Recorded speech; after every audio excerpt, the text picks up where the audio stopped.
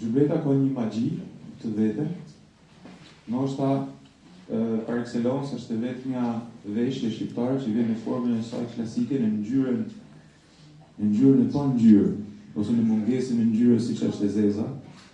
Dhe për hyrje vërtet në shqiptar, ndoshta jemi as i farë studimi që kam bërë vetja lejoj të paktën ta them të vetes, jemi të vetmi që arrim me identifiku ekzistencën tonë në të ashtuqyetërën një background ose sfond pa ngjyrë siç është e zeza.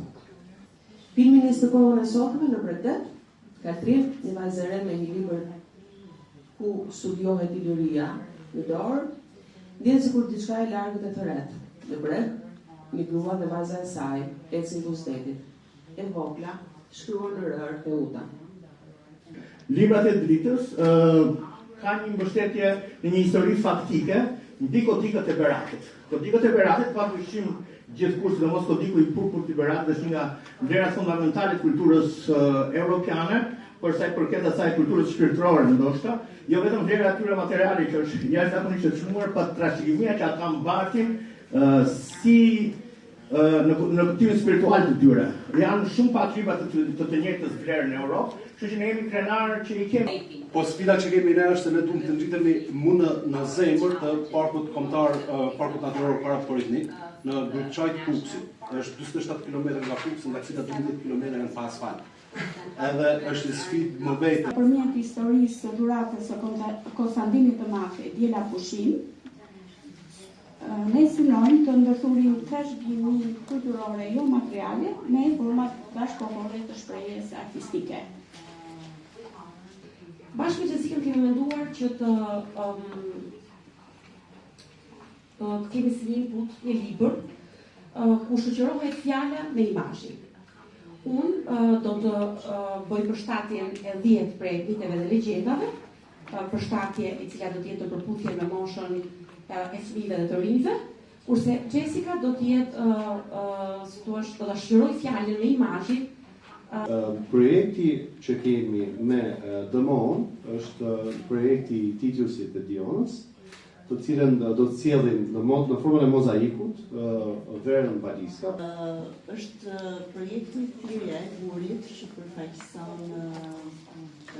i cili do të bëhet në bazën e vjetë dhe përfaqëson legjendën e Brykës Vajtës. Një legjendë shumë e brendshme, perse, për sa i përket 90 grave, të cilat u sakrifikuan për të shpëtuar pushimit.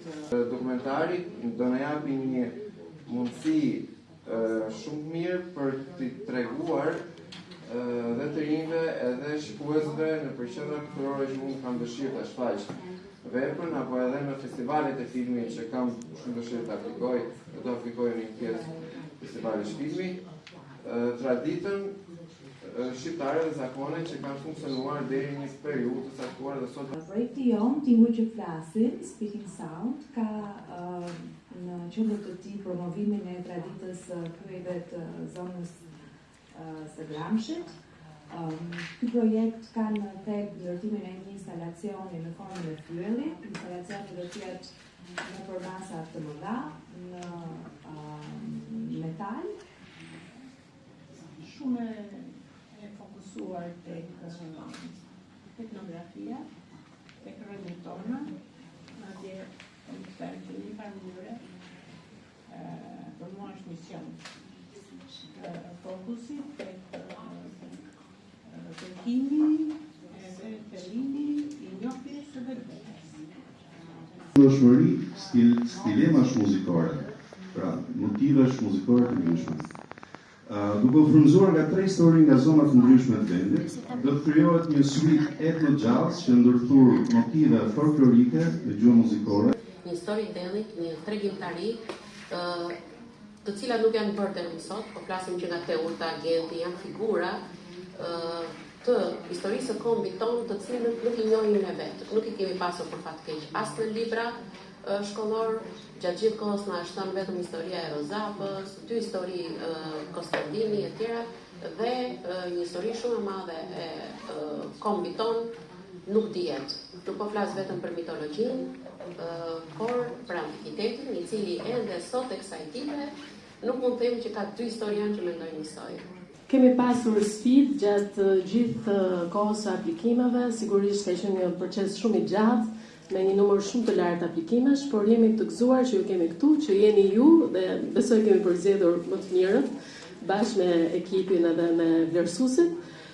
Dhe shpresojmë që të kemi ide të mira, projekte që do i vënë brezave në të ardhmen dhe sigurisht produkte që do mbeten dhe do japin vlerë dhe rëndësi trashëgimisë son jo materiale. Sigurisht